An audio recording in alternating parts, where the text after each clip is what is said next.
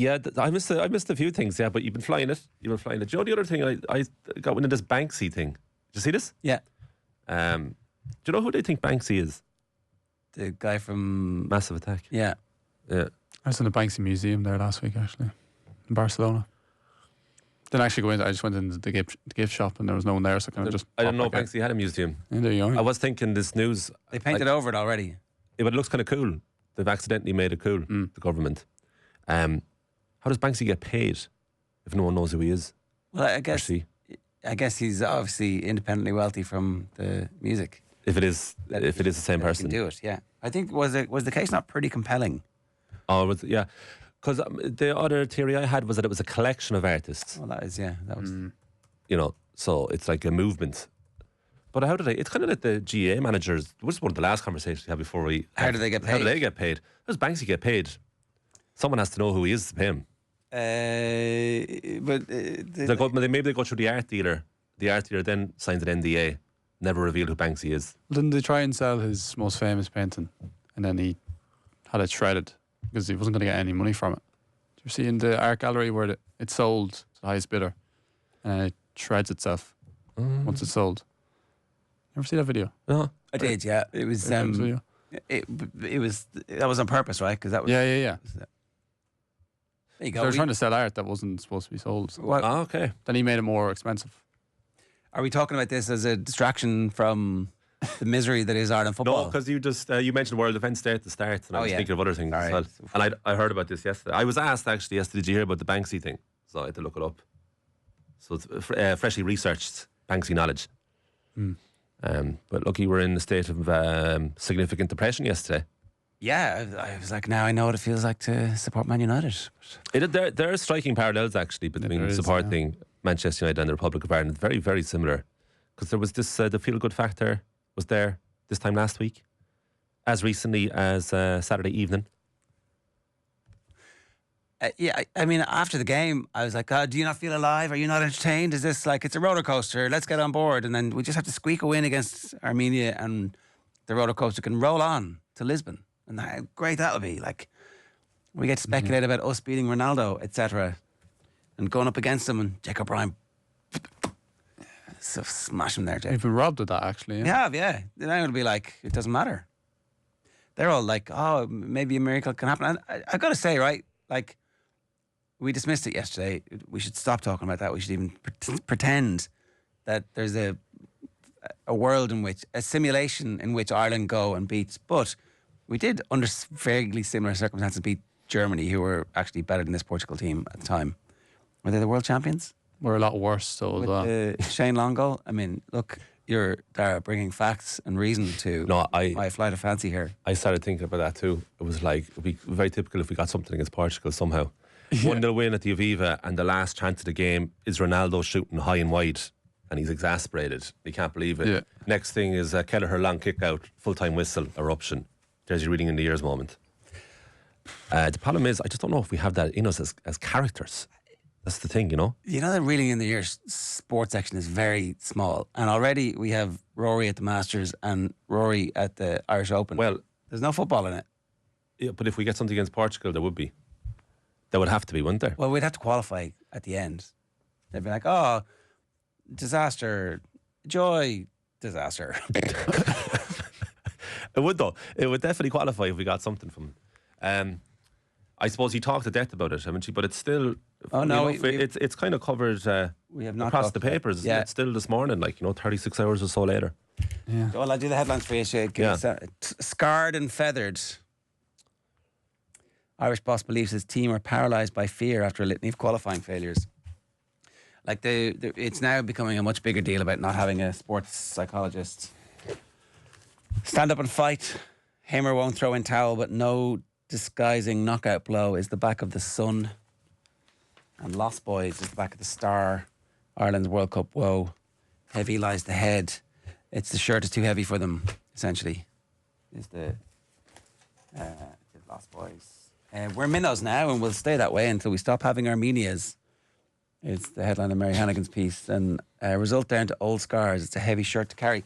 Like Hamer said that. Yeah, I don't. I don't know. I don't know if that's true, is it? Is it like, so we were having this discussion beforehand. Vinny's like, I mean, come on, get the structure of the team right and let them actually show what they're capable of, as opposed to going, these lads, they just can't do it. It's like, well, maybe if you organise them properly, you know, a unity of purpose comes from everybody understanding what their job is. Did everybody understand what their job is? No. Some of that's down to the players, but it is a pie chart of blame, and the people whose job it is to organise it, who say that we're going to be the best organised team in Europe, that didn't happen. Yeah, there's loads of ways to talk about it. Like, the starting 11 was significantly criticised afterwards. Was it beforehand, when it was named before the whistle blew to the start of the match? I'm just interested in that. Was that more were criticised because of the result and performance?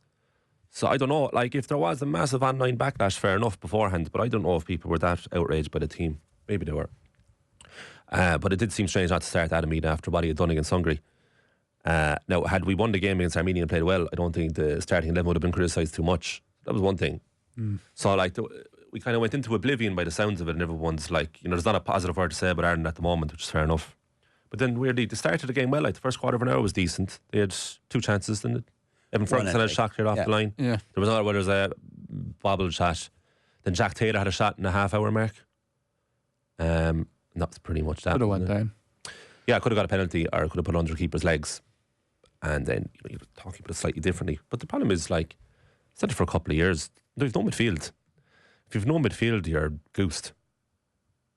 I think it's fairly straightforward. Like, I just don't think we have midfield. I think we all accept that our players, right? But we, against opposition who also have players playing in pub leagues. You have, like, Armenia's midfield playing well, but I don't remember the last time that a team afforded us the space that we gave Armenia. Like, when's the last country to allow us have our right back pick it up, pass it in centre mid, and our centre mid to be able to swivel 180 to start the attack? Did a bit of that to us, because they're also not very good. We had moments against Bulgaria where the confidence started rising as it went on. Now, and then there's always the comparisons with Northern Ireland and Wales. And then if you look at the starting 11s and squads, it is very difficult to get away from those because they're quite similar. Quite similar standing. So I suppose Vinny would say you're giving the manager a free pass. And actually, he did say that. He accused us of. You were saying some of the stuff that we were saying, and Vinny's like, I mean, yeah, okay, lads, I accept everything you're saying. Fair enough. They're not world beaters. Well, you can't you can't give up. You obviously can't give up. That's not an option. You can't just say, well, we're useless, and managers certainly can't say that, right? So that's one thing. So obviously there's a manager out there who's going to get the most out of this team. That's an interesting point, because managers used to say this crowd are absolutely useless, and that's why we're playing 4-4-2, banging the ball up front, pushing up high. I'm going to try and nick one, and if we nick one, great. And if we don't, they can't be on it. You see, back in those useless days, we had better players still. Yeah, you know, like, so I actually don't even think there's a valid reason to even say that we're useless now as your manager, because it's probably true. Like, because like there's like, who's the biggest character leader in that Ireland team? So our goalkeeper and our centre forward, they didn't have a bad window. They're okay.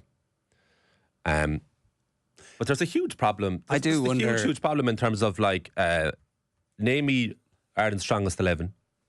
Well, first of all, I don't know. Is it that hard? And then, second of all, sorry, do you have any faith in that 11? You have to go back one step. What is the structure we're going to play in, and then you pick your 11 for that. So the whole Jack Taylor being picked there was like, goes back to the centre mid thing, right? It was like, well, I don't have much faith in centre mid. Just pack another midfield in there. Yeah, and so to overcompensate for the lack of quality midfield, play another midfielder in there, to the detriment of our attacking side. But there's enough decent attacking players. So there was Azaz, Ferguson and Ogbene. Even though Ogbene's only back from a long-term injury, you would think on paper, Azaz just got a big move in the championship, one of the most creative players in that league. Ferguson is our best player. And Ogbene has, in recent history, been our most dangerous player at times. So, you know, those three will be sufficient to hurt Armenia, who are 105th in the world. So pack our midfield, because our midfield is our weakest spot. So I can see the logic. I can see the logic too. He just played badly, and it didn't work. The other option is bypass the midfield as much as you possibly can. And so start with 2 up front and have wingers. And if you can help it, just don't pass centre mids the ball. Well, I think there's a bit of that, right? The way we would have talked about it last week was that all the attacking, when Robbie Brady is in the team, Robbie Brady plays as an inside left winger, even though he's named as a defensive player, when we have the ball, he pushes forward and all of our attacking goes that way. It never goes through the middle. So if we go through the middle, we lose the ball, we get caught in possession and get hit on the break. So there was a plan in place. Robbie Brady wasn't there. They tried it with Manning, obviously, and in the first game they tried it a bit with Jake O'Brien. That's why you saw Jake O'Brien far up the pitch on the right-hand side against Hungary the other night. So, like, they acknowledge that their midfield is not good enough, and they do try and avoid it. They're not trying the old school 4-4-2, two big lads. No, not. And but the problem there is if you go 4-4-2 and go balls out about your own system, you still have to counter the opposition into the whole thing. So you have Hungary and Armenia, and you have two different plans because they're different levels of quality. So when's the last time Ireland have gone out to be like, no, we're good enough to win this game by being proactive? And I just don't know if that's really in the psyche of the players at the moment. So there's two big problems for me: centre mid and confidence. Yeah, and we have none of either. So before the two games started, everybody was like, "Yeah." So why were people confident? We're excited. Do you know why people were confident? We hadn't seen them in a while. That's a huge help. That's a huge help in life in general. If you haven't seen someone in a while, like they come back and it's like, oh, that's good. Their last game was a 0-0 draw away to Luxembourg. Yeah, but no one remembers that. Like, and then you have Senegal in Dublin, and it was fine. You know, it was fine. But the Bulgaria games they were a turning point. Like after the second Bulgaria game, people were like, oh, something's happening here. But now we're going back to oblivion because of that. What happened the other night, and Himmer talks well as well. That was the other thing in the run up. He was like, "We're going to America. Don't worry, lads. I don't know how we're going to do it, but we're going to get there." I heard Dion Fanning speak with Owen last night about that, right? And this, like, where did the confidence come from beforehand? And it's true, but I think you have to have a bit of delusion to succeed in sport. You have to be greater than your individual parts. Like, you have to think that you can do it. And I think, when I was looking at this game, do you know when Armenia scored the third goal and was disallowed? I don't know, but the part of me was just like I wish that goal counted because they need to get well beaten here to realise where they actually are, right? But when that ball was being passed across the box, no one was tackling, and you could just sense in those players, it's like we're a beaten docket here, and we know what we're going to hear afterwards because we've heard it time and time again from people, and we have no answers for it. So Nathan Collins and Hamer Algrimson just had to agree with Tony O'Donoghue immediately afterwards on RT Day, no comeback. What can you say to it? Players hate it. Like, that's what you're thinking of during the game. It's like, I've nothing to say about this now afterwards because there's no defence about what we just did out there. Nothing. And it was the same when they spoke with their own Stephen Doyle and anyone. Even though, so we had that free in the last kick of the game, Mikey Johnston sent it in. Oh, yeah. You know? And if that was bobbling around for a split second, it bobbled around and it was cleared away. So if he had scored that goal, 2-2. Yeah, I think very similar commentary coming out after 2-2. I think by half time it was solidified this window about how shambolic it's been at times because we repeated the same mistake as the Hungary match. The only difference is we started better against Armenia, but we ended worse. There was no real. Was there any redeeming feature from the Armenia performance? At least in the Bulgaria, the Hungary thing, there was the sense, but that was like 4 minutes, 5 minutes. The Hungary one? No, the Armenia game. Yeah, the first few minutes. Yeah. And it was the main chance was just a goalkeeper mistake, and our best player just having a crack. It was a beautiful effort. It was. It was a great shot. That stood out as a moment of quality that we don't have. Yeah. But again, like Kelleher making a few saves in the second half, and it's amazing watching confidence go both ways live. So Armenia started passing the ball around, no bother to them. They actually messed up a great chance when their captain, if he had reversed the pass, they were through again. They had a load of those moments, on the right hand side, a load of those moments where their centre mid just didn't swivel on the ball because they play for Armenia and they're probably not used to when they receive the ball, they're facing their own goal. They're not used to being on the half turn. They just realised that we're bringing forward so much space. We just turn around now. There's no one attacking us. But it was bizarre how our midfield disappeared in that second half, and there was nobody at all, nobody to trace Armenian players. And that midfield is just striking confidence into other teams. Yeah, it's just so sad to watch. Like, teams are just not afraid of us at all. And it's the opposite. They're like, "Wow, this is all you got." Oh yeah, like Hungarian off the ball breakfast was absolutely livid with themselves on Monday. Like, how did they lose? How did they drop 2 points against this side?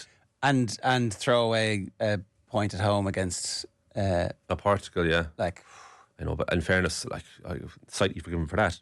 And then, but speaking of, they came back and they equalised. There's still part of me that'd be like, oh, look, you get something as Portugal. Like Portugal would just show up and just not really take it seriously and just massively underperform. There's a like, and Portugal, they'll be like, well, we're kind of true anyway. There's a historic 0-0 draw that we drew Portugal in November 2021. We drew 0-0 with them at the Aviva. I was at that game, and they had Ronaldo and Bruno and the lads. And it was good. It was like not the most tense 0-0.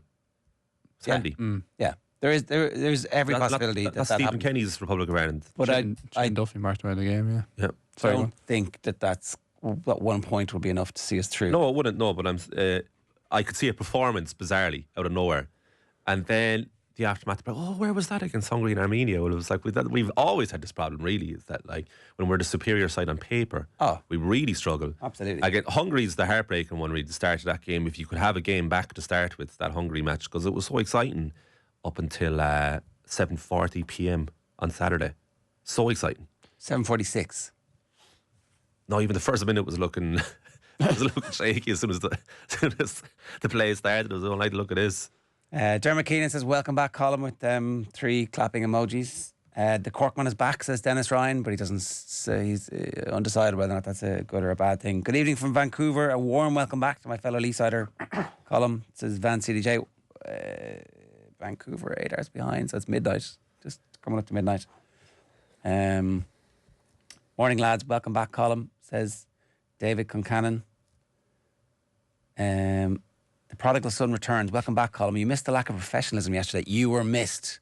And then the green tick. Oh. Who was in? And good afternoon, one and all, from the sweatbox of Southeast Asia, says Carlino 88. 888. What is the weather in Southeast Asia today? Close. Humid, I'd say, yeah.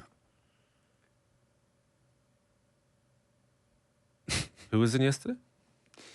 Stewie was in your state. Yeah. There was no lack of professionalism. That's incredibly professional. Shots fired. More professional, really. Ger, for once, can you start questioning and laying the bulk of the blame at the source, which is the FAI, for God's sake? We did talk about the state of football. Yeah, but that's what happens after all these games, right? You know what? The only thing that was missing there the other night was Eamon Dunphy calling for Stephen Quinn to be brought into the team. That was his thing. That was his thing after every big defeat, was like, I'll get him in. I know everybody's it always goes existential with Ireland. That's the other thing, is what we always go. Wow. Actually, rarely. We only spend a few minutes on the game itself, and then we go overall. And it's like, look at the state of football in the country. Well, we're in a death spiral. We are the death spiral. Debt BT or no, TH. TH. Because BT is 40 million, isn't it? Well, but that's stadium debt. That's a mortgage that they can finance. So we've listed parties at the moment. We have Eileen Gleeson's case. We have the upcoming Oireachtas committee. We have the appointment of John Martin, so we have to get a Mark Cannon replacement in. So even if they wanted to get rid of Hamer Hagrimson now before the Portugal game on the 11th of October, exactly a month today, it would probably be slightly difficult from an administrative perspective. From a financial perspective, and administrative. Well, they have. Well, they'd be like, John, just before I take this job, just to let you know, we're going to get rid of the manager. Is that okay? Well, I think he suspects he may have to find someone new to manage the national team. Yeah, I'm sure he was watching the game. Yeah. Team after watching it, it's like, well, that's unfortunate. Could have come in here with like a home Euros to look forward to, and maybe a World Cup. They're going to replace him in 4 games' time. But I'm only going to do it before the Portugal game.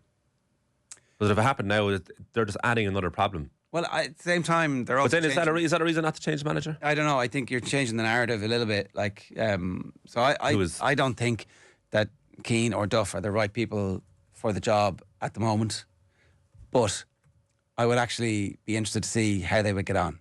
You go. I'm sick of pretending. Otherwise, now I'd love to see Roy Keane. It'd be great. I'm not hiding anymore. I think it would be.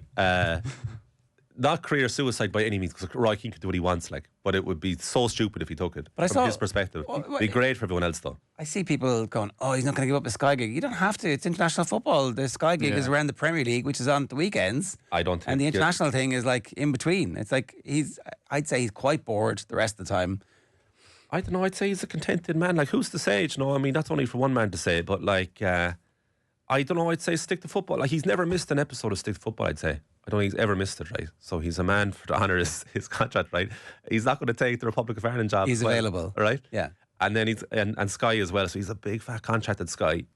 This is the most loved he's ever been, ever in his life. The big fat contract at Sky is going nowhere either way. I think it could. I think it'd be, oh, hold on, now you don't take an international job. There's a lot of work to do with that team. I mean, it's not like that team picks itself and you're going out there. I think even after the Ireland job, it doesn't walk straight back into it. After, you could do a hiatus. Yeah. So no, who sponsors the Ireland team?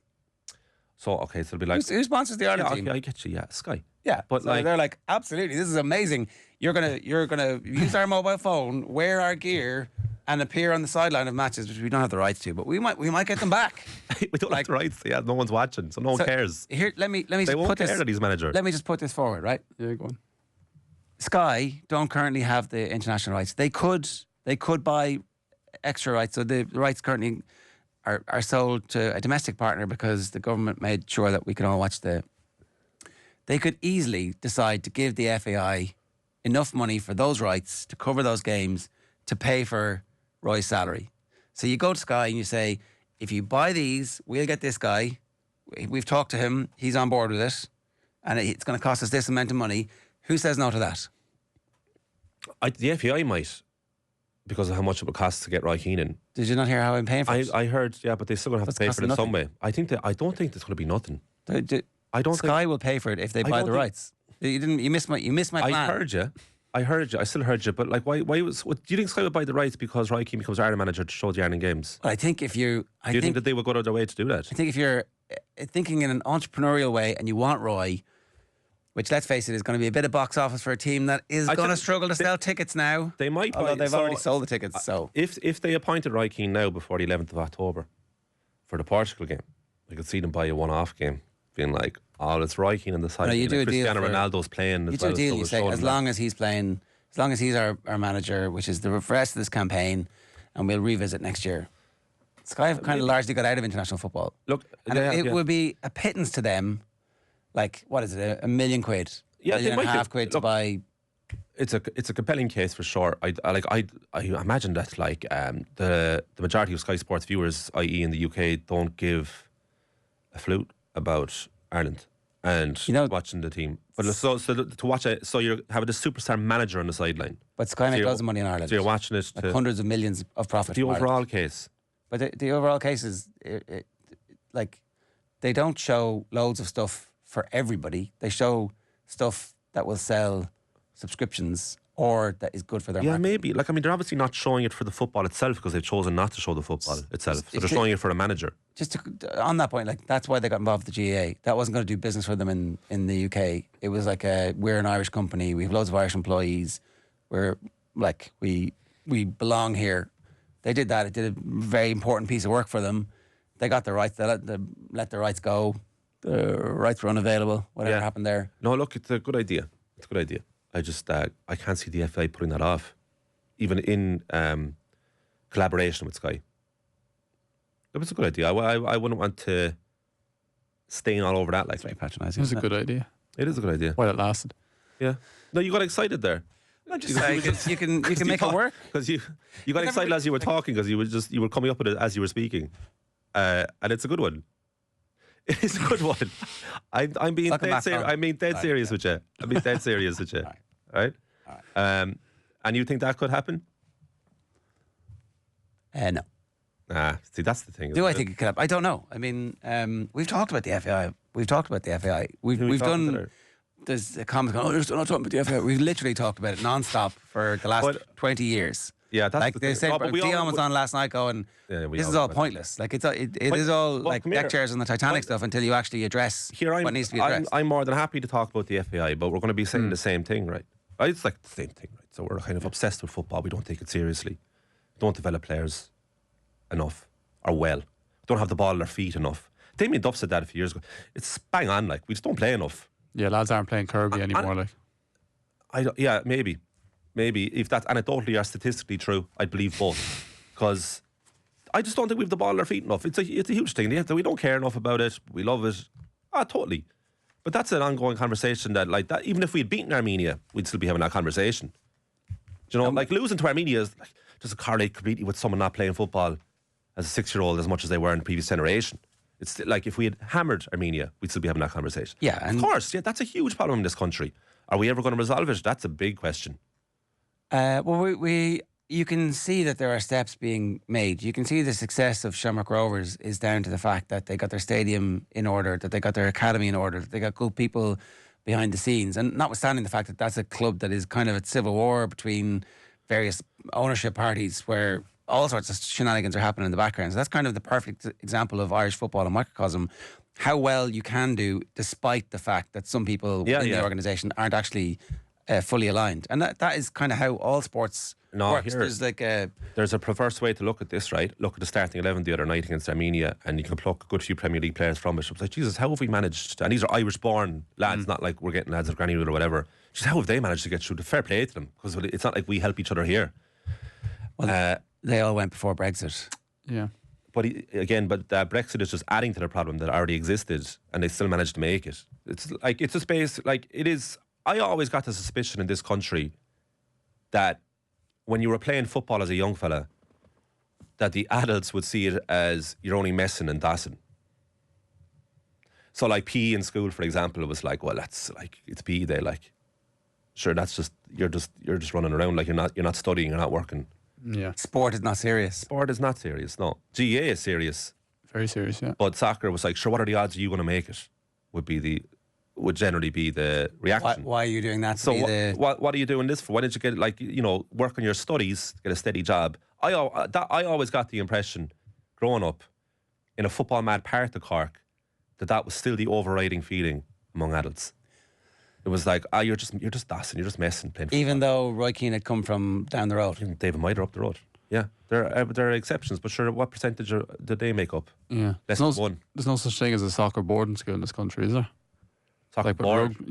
Boarding school. Yeah, so you have that with rugby and you have that with GAA as well. And I went to a soccer school as well. Yeah. The actual school itself was the main sport, which is unusual for Ireland, was soccer in secondary school. And it would still be the overriding. You had double PE once a week. And then if you were with the soccer team, you would have a match, but you never train. And then I had my club team, so you train there once or twice a night, match the weekend.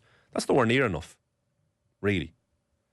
But it wasn't like people weren't saying that was a bad thing either. It was like, well, that's just as well. That's your football. Now come back and concentrate on your studies. Do you know what I mean? Do you get my point? I do. We're way behind our. There's a suspicion of it. It's like you're just time wasting. European average of others. I think that's because there's no professional industry here, and I think that will change. I think that if Rovers, Shells, Pats, and Bows have their houses in order, the redevelopment of Inchicore came up recently at DCC, and there's going to be a bit of pressure on that. So you've got that, you've got Talca Park, you've got Dalymount.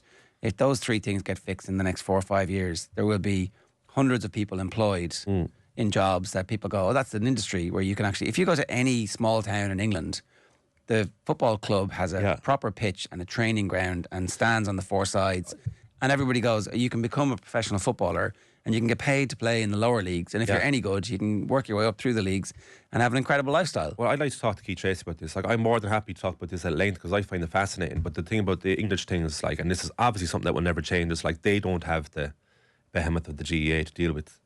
And it was like, depending on what part of the country you're in, you're going to spend a lot of your youth playing that as well. Yeah, which is actually a good thing for you. Look, they talk about Shane Long was a magnificent hurler, creating and Tipperary lamented different skill sets. And what we should be doing is leaning into that as opposed to saying exactly. So look, there's no getting away from it. So you have to do the opposite and lean into it. Exactly, because otherwise it's like, well, why would we bother? Then you'd be no good at anything, which defeats the purpose. And it turns out that being able to play multiple sports as late as possible has been proven by almost everybody that that's the right thing to do. It does. Look, but then I hear that, and then I hear the Brazilian lads, all they did was play football. Yeah. And did David Beckham play another sport? Can't imagine. They might have had the odd bit of cricket. Yeah. I know the Nevilles were proficient cricketers, that's very good cricketers. So look, there's loads of different examples to sway your argument. But I always, tiny country, loads of sports. But you're right, you have to lean into it. Because there are always going to be those sports. But sorry, exactly. And here's the thing. If you just play football in England and you're training 3 times a week and you're taking it really seriously, the other 2 nights a week, you're not doing anything. Here, we have the opportunity to increase the athleticism. And you burn out those, the problem. Dude, are 12-year-olds getting burnt out? I don't know. I don't think so. Know. I mean, not physically, I'd imagine, first of all. Yeah. That's a mammoth question. Off the ball records with UPMC orthopedic care when things don't move, rotate or bend like they used to. Choose us to help you get back in action. Keep the comments coming. 0879 180 180 is the WhatsApp number. They're flying in, are they? Yeah. What else? Oh, sorry, there was one other thing. You know the Juiced Olympics?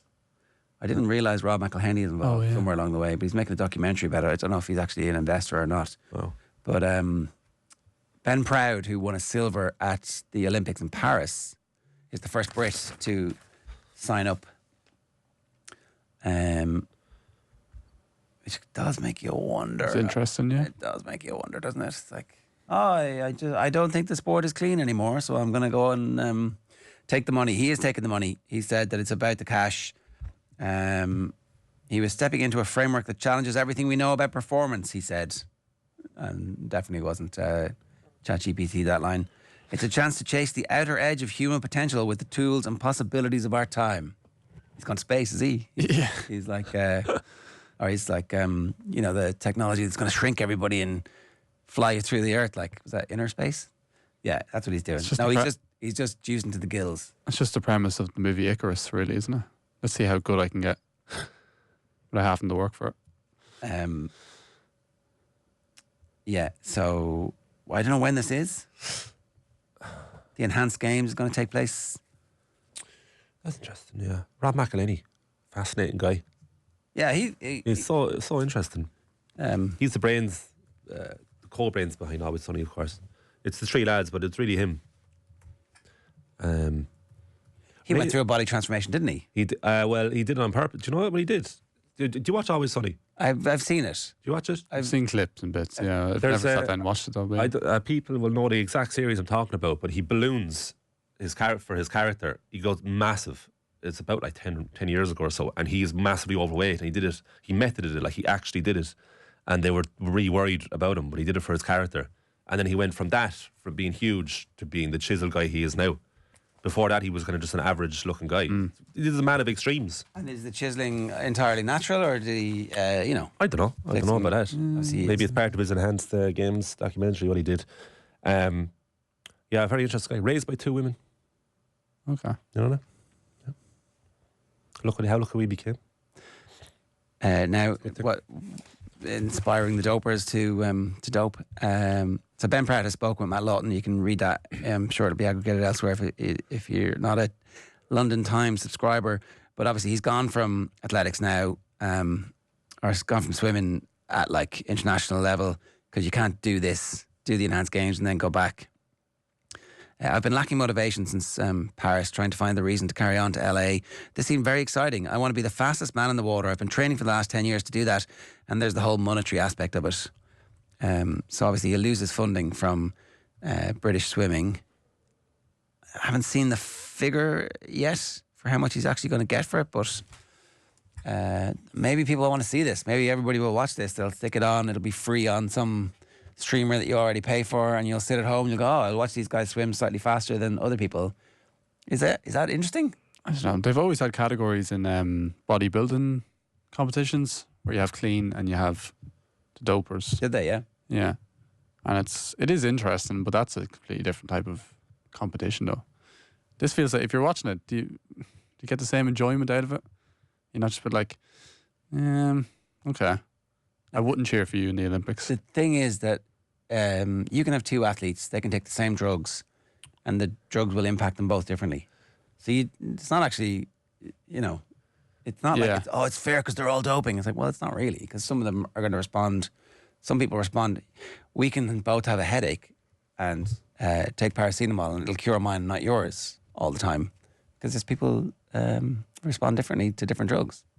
Anyway. Right, 6 minutes past 8, time for the cash machine.